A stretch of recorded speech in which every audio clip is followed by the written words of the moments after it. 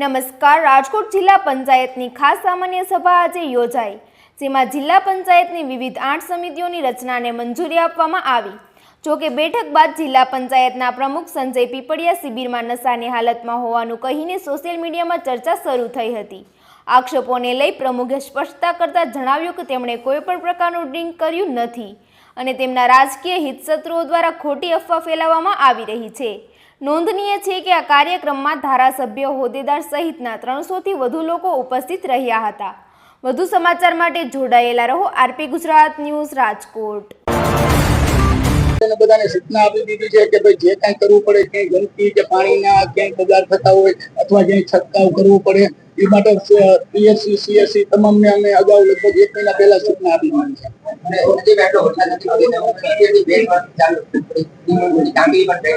તો લાગે છે કે એવું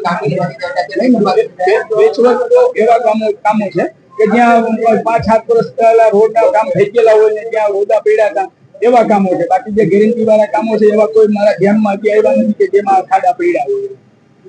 તો બધી સમિતિઓની રણનીતિ અને સમિતિઓની રચના કરવાની હતી, જે અમે 8 સમિતિ છે એની રચના કરવામાં આવી. અને બીજો એક મુદ્દો હતો કે જૂના કામને જે બહાલી આપી એનો મુદ્દો વધારો આપવાનો હતો. એ 2 મુદ્દા ખાસ હતા અને એ બે અમે મુદ્દા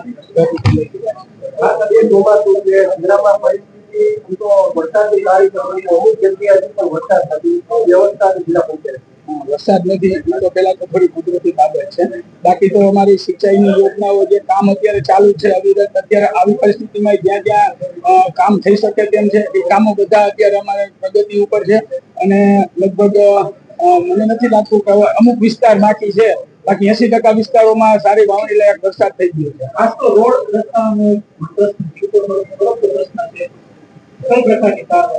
રોડ રસ્તા રિપેરિંગ માટેની તો કાર્યવાહી લગભગ અમે જ્યારથી પ્રમુખ પદનું સંભાળ્યું પ્રમુખ બધા સાથે ચાલુ કરી દીધું છે. પણ વચ્ચે એક પ્રશ્ન તો આપ પણ જાણો છો કે યુદ્ધના લીધે એક ડામરની બહુ અછત હતી અને એ અછતને કારણે થોડુંક કામ વિક્ષેપ પડ્યો છે. પણ હવે રેગ્યુલર બધું ચાલુ થઈ ગયું છે અને બધા લગભગ ખાડા દોરવાનું કે પેચવર્ક ને આ તે બધું અમે કામ ચાલુ કરાવ્યું લઈને એક જે તમે ડ્રીમ કર્યું હતું ને આ પ્રકારની વિગત સામે આવી છે. પહેલી વસ્તુ 350 કાર્યકરો મહિલાઓ સાથે અને હું તો મારા પરિવાર સાથે ત્યાં હાજર હતો. અમારા ધારાસભ્યશ્રીઓ, પ્રમુખશ્રીઓ, મહામંત્રી, અમે રાતના લગભગ 2 વાગ્યા સુધી બધા જાગતા હતા. ધમાલ પૂરતી હતું, સાંસ્કૃતિક કાર્યક્રમો રાખ્યા હતા અને તેમાં જાગીને અમે બધાએ વ્યવસ્થિત રીતે માન્યો છે. આ હાવ તથ વગરની હાવ વિરોધાભાસી વાત હોઈ શકે. હવે કદાચ જેવા એટલે હિત શત્રુ હોય પણ હોઈ શકે, કારણ કે જેમ જેમ આપણે ક્યાંક આગળ વધી રાજકીય રીતે એવી રીતે થતા હોય એટલે કોઈને કેમ શું થયું હોય અથવા કેવી રીતે આ લોકોએ છાપ્યું અથવા કોઈએ કેમ આવા મેસેજ આપ્યા, આવી બાબતની તો તપાસ તો મને નથી બાકી તો ત્યાં તો અમારા બધા અમારા જ હતા ને ભારતીય જનતા પાર્ટીના કહું છું 4 તાલુકા. હવે પણ લીકેજ એટલે એ પ્રશ્ન જ છે નહીં, પણ પ્રશ્ન જ નથી તો લીકેજ થવાનું વાત ક્યાં છે? કારણ કે ત્યાં અમારે પ્રશિક્ષણ 100% હાલે થાય છે એવું, પણ છતાંય અમે અમારી રીતે જે અમારે કામ કરવાનું છે એ અમે અમારી રીતે 100% તપાસ કરાવશું. મને ઘણા પત્રકાર ભાઈઓના ફોન આવ્યા આના માટે, મને ઘણી સગાવાલાઓથી માંડી બધાના ફોન આવ્યા.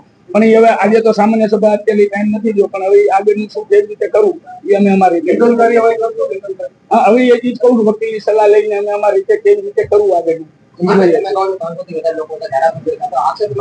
હા, હું એ કહેવા માંગુ છું કે પણ હવે કેમ રાજકીય કદાચ કઈ હોઈ શકે અથવા મેં તમને કીધું એમ કે અમારા ઈચ્છક હોય એને કોઈ રીતે કઈ કેમ કર્યું હોય.